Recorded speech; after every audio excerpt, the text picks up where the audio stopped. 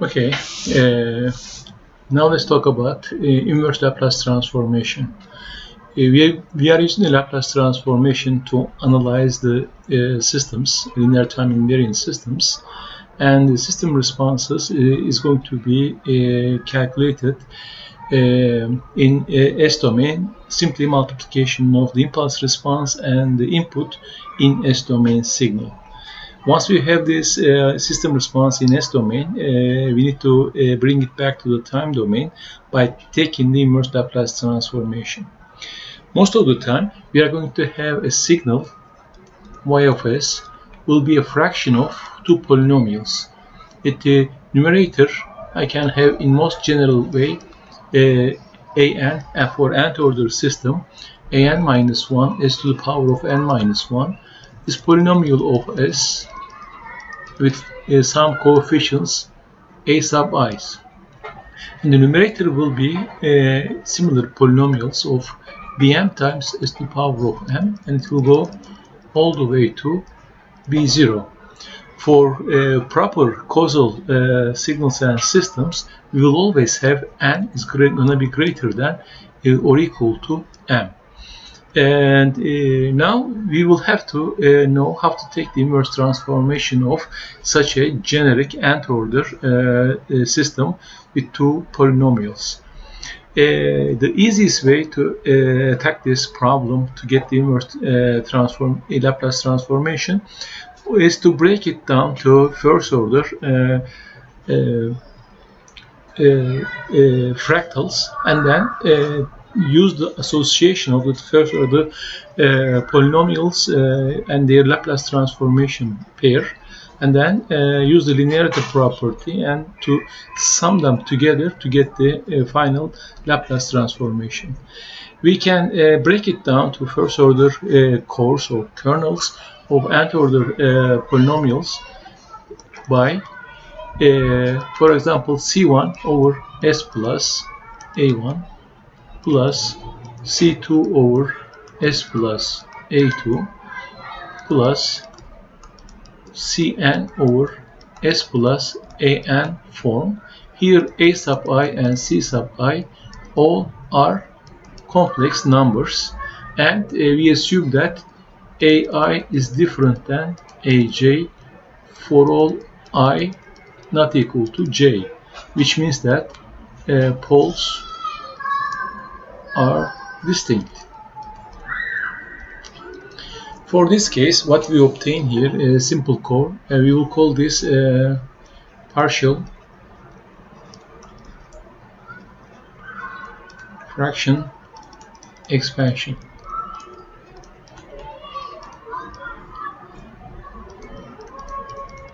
Method to bring the nth order system, nth order polynomials of fractals to first order polynomials of fractals. Now, once I have that, to get the inverse Laplace transformation y of t, just take the inverse Laplace of y of s. We know c1 over s plus a1 will have in s domain, in time domain, exponent minus a1t multiplied by c1 and plus cn exponent minus ant times unit step signal u sub s of t. That would be the solution of the inverse Laplace transformation operation. It's very easy, very trivial. The relatively more difficult part of this process is to determine the coefficient ci's. We can equate the denominators of these each fractals, and then the numerator it would give us n equations and n unknowns from the each coefficients of the polynomials of s's, and then we can find the solutions for c1 through cn. This is a kind of hard or core harder approach to solve this problem.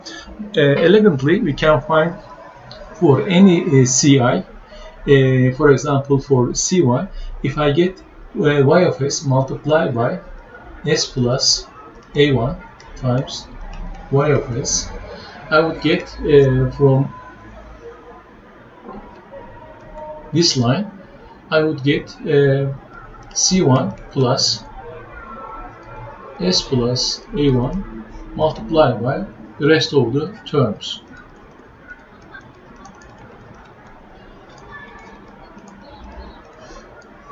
We know that ai is different than aj for this distant case. Therefore, there won't be any cancellation by s plus a1 with any of these denominators in this square brackets.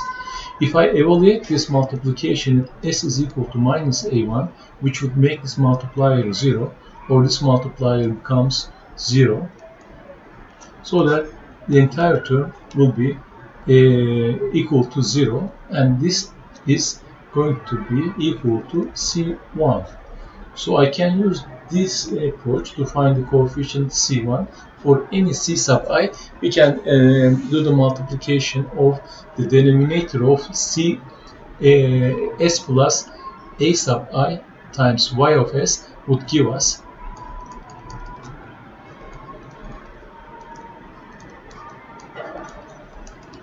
the coefficient ci. This is really straight, an elegant approach to find the coefficients.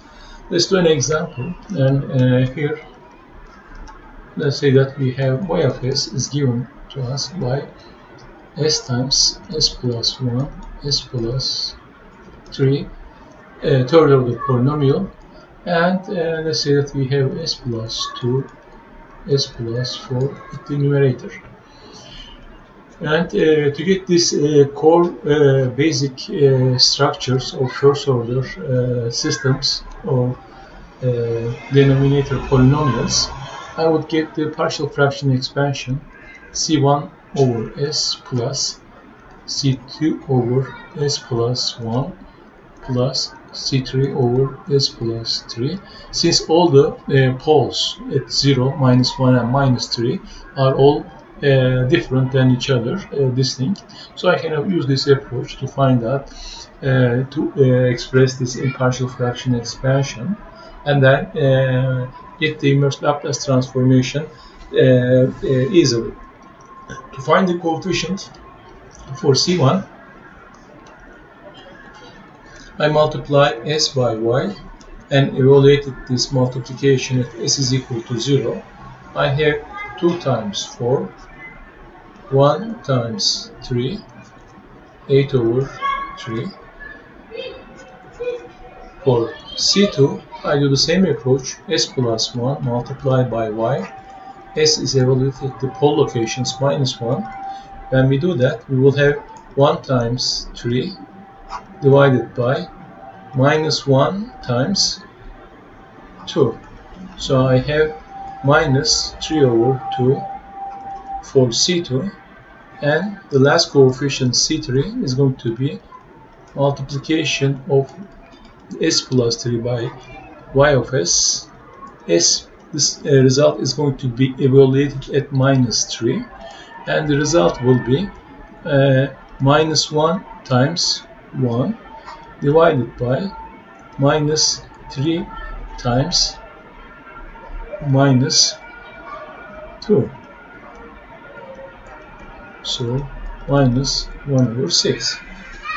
So I know all the coefficients, therefore y of t would be 8 over 3, the first term's Laplace transformation.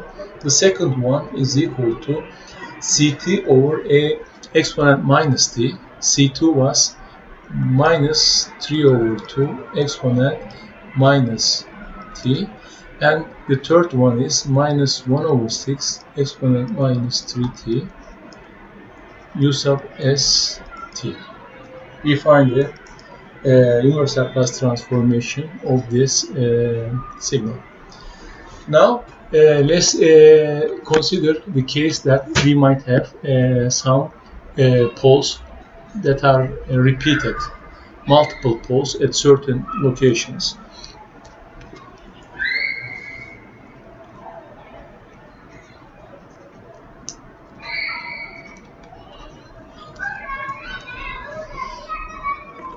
here is the assumption.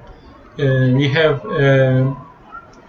y of s will have some pole s plus, let's call a to the power of r, and some polynomial of numerator and denominator multiplied to it.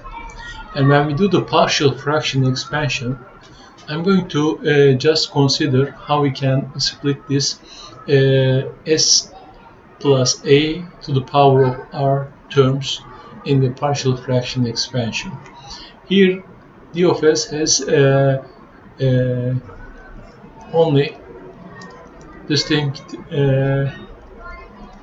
roots, which we call them poles of the system. If you do this partial fraction expansion for pole at s is equal to minus a, I would have c1 s plus a to the power of r plus c2 s plus a to the power of r minus 1 plus dot dot dot s plus a and c sub r minus 2. I believe we have 1, 2,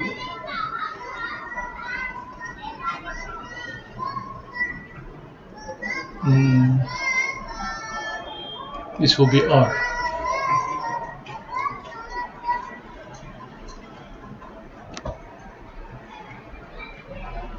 You will have a first, second, and rth term appear here with these coefficients.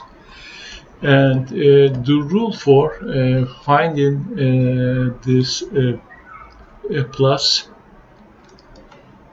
the terms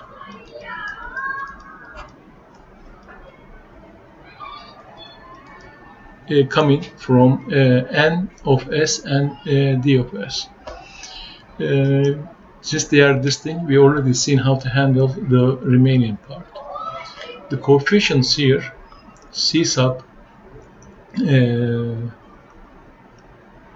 k, will be equal to 1 over k minus 1 factorial times k minus 1 derivative of s plus a to the power of r times y of s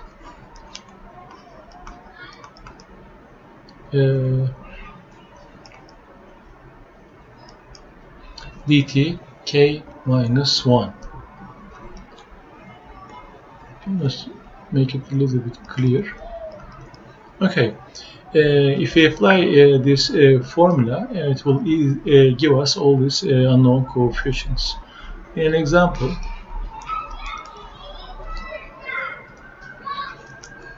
if I have y of s, let's say that s plus 1 to the power of 3, s plus 2, and s plus 3.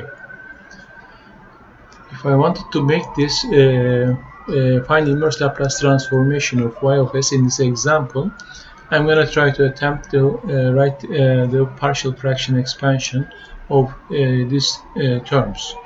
So I'm going to say c1 over s plus 1. This is the repeated pole.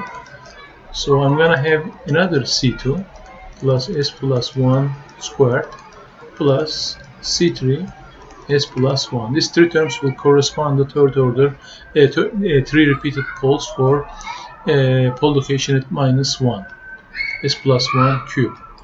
Then I'm going to have for the fourth pole s plus 2 with another coefficient c4. So this equation that we have written here is telling us to find out the first coefficient.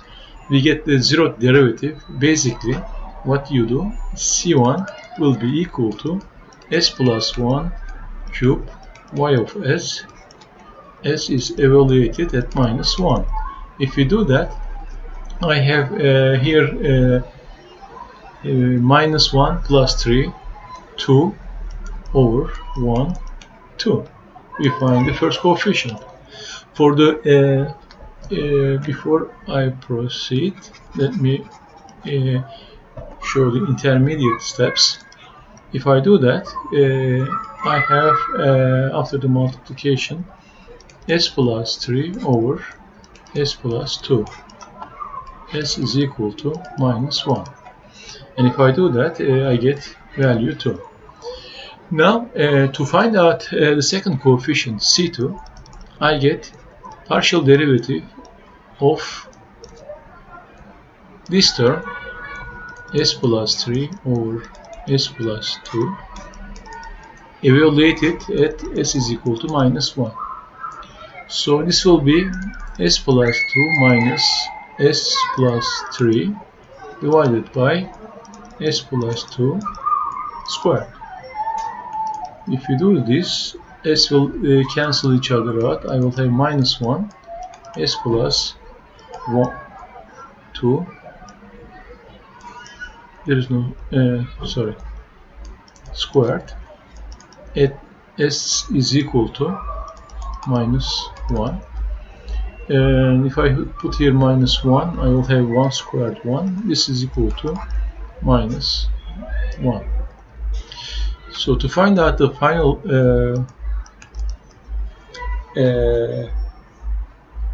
derivative, final coefficient C3, here k is equal to 3. If I substitute that, I have 1 over 2 factorial, and I will get the second derivative of this term, which is the first derivative of this term, and this term, d over ds minus 1 over s plus 2 squared. S is evaluated at minus 1. And if you do this, 1/2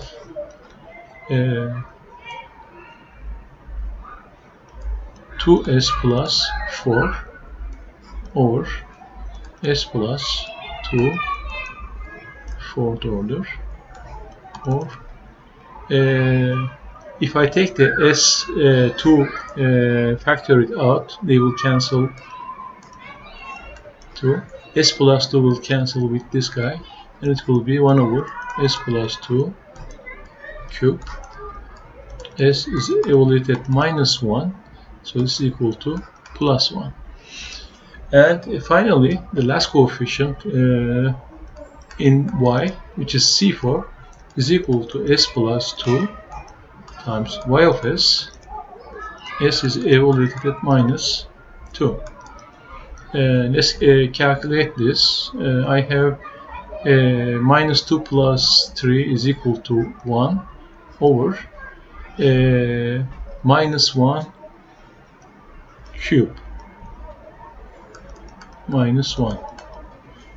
If I plug all these coefficients to y of s to get the inverse Laplace transformation y of t, this would give me the first term, C1, was equal to 2 times s plus 1 cube, which is t squared, times u sub st. I'm going to take it outside the parentheses. And C2 was equal to minus 1 t, and C3 was equal to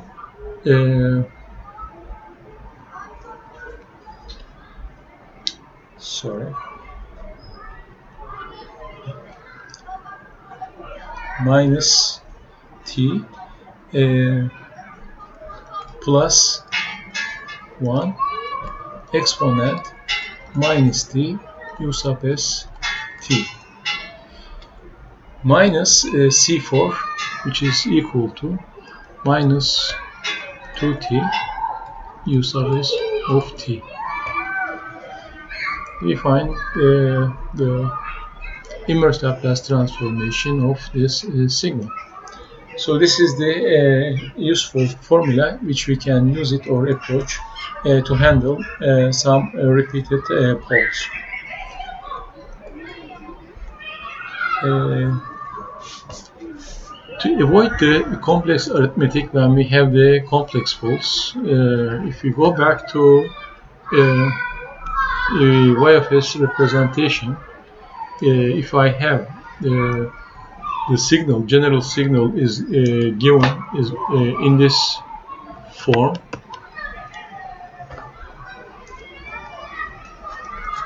In this form, I'm going to make the assumption that all the coefficients here, AI and BI's, are real. So if all AI's and BI's are real, then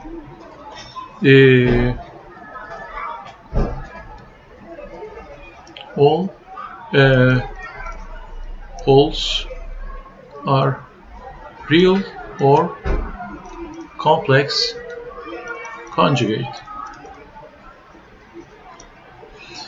So if I have a complex pair of poles, it will require me to do my calculations of partial fraction expansion, finding the coefficients using the complex math. It might be sometimes not desired. It will require extra operations. To simplify this process, whenever we are dealing with complex poles,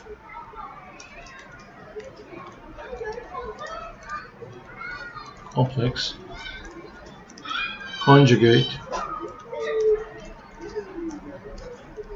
pole pairs,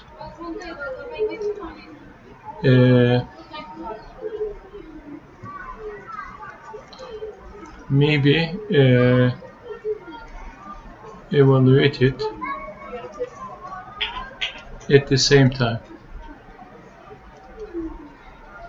So when we do the partial fraction expansion for the poles, they have complex coefficients and the poles. We are going to take its conjugate and we are going to treat them as second order polynomials, fractions. And this will enable us to only work with some real math to proceed our technique. If I have a pole at, let's do an example to show this technique. Let's say that we have y of s as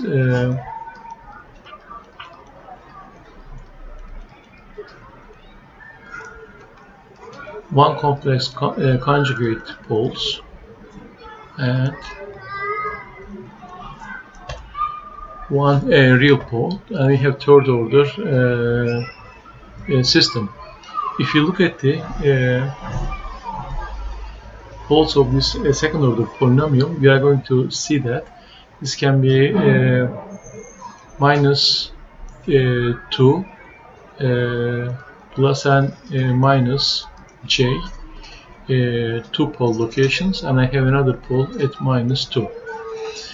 Here, this is a real pole location. So if I have to get the partial fraction expansion using our technique, this would require me to write C1 over S plus 2 plus J plus C1 complex conjugate S plus 2 minus J plus C2 S plus 2. Then try to find out C1 using our techniques, and at that point I need to do the math operations using the complex numbers. Then combine those complex numbers to express it in sine and cosine form to eliminate any complex coefficients and exponents in the expression. Instead of going this standard approach, alternatively, we are going to rewrite this y of s denominator of where the complex pole pairs by completing the square of s plus 2 square. It will give me s square plus 4s plus 4, and at the denominator I have to have here 5, so I'm gonna add here 1. This will be C1 S plus C2 plus C3 S plus 2. This is going to be my the other pole. That will be what I need to do since I have a real distinct pole in partial fraction expansion. Finding C3 is straightforward. Let's start with that one. I multiply the denominator S plus 2 by Y of S. It gives me C3, and if I send this S to minus 2, it gives me the value. And from here, from the top, we can see that if S plus 2 is multiplied and S is evaluated minus 2, I have here 1 over 4 minus 8 minus 4 plus 1, 1. So I have 1 over 1. It's going to be the coefficient for S plus 2 C3 here is equal to 1. So if I substitute this into this equation here, I have and move it to the other side, S plus 3 minus S square plus 4S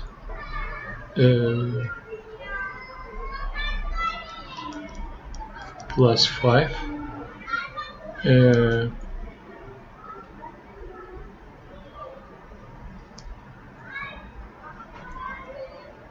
over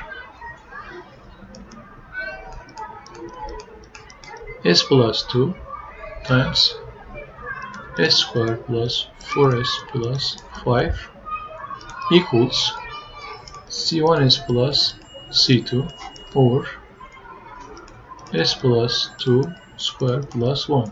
What I have done, after I find this C3, I move it to the other side of this equation in here. And let's have a look at what we get on the left hand side. I have in here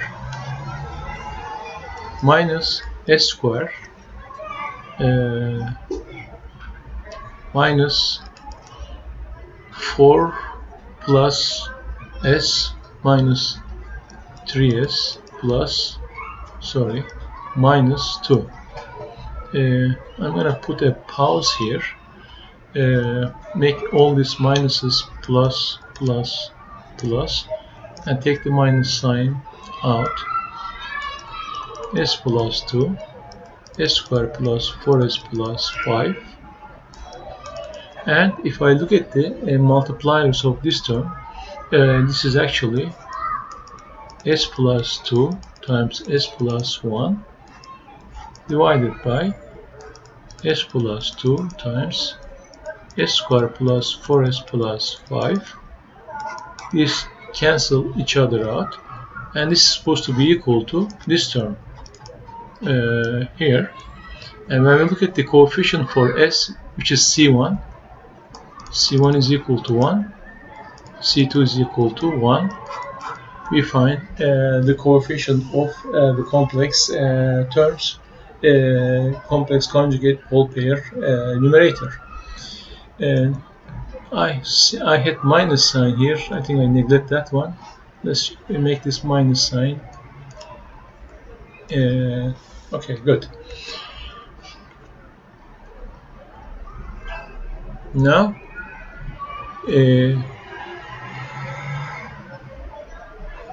if we rewrite y of s with the coefficients that we have just found, we had 1 over s plus 2 minus s plus 1 and s plus 2 square plus 1. Here I want to put this in frequency shift property and of the sine and cosine signals in time form, which is 1 over s plus 2 minus, I have to write numerator s plus 2 form plus 1, and by adding by writing at the numerator 2 instead of 1, I actually added 1. I need to subtract from this one another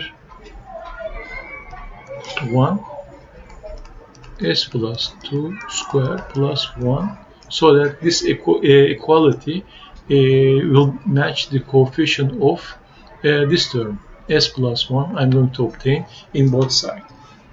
So when I look at the Laplace transformation of this in y of t, I have exponent minus 2t coming from the first term, minus this guy is going to give me exponent minus 2t times cosine t, and this term is going to give me minus exponent minus 2t times sine t,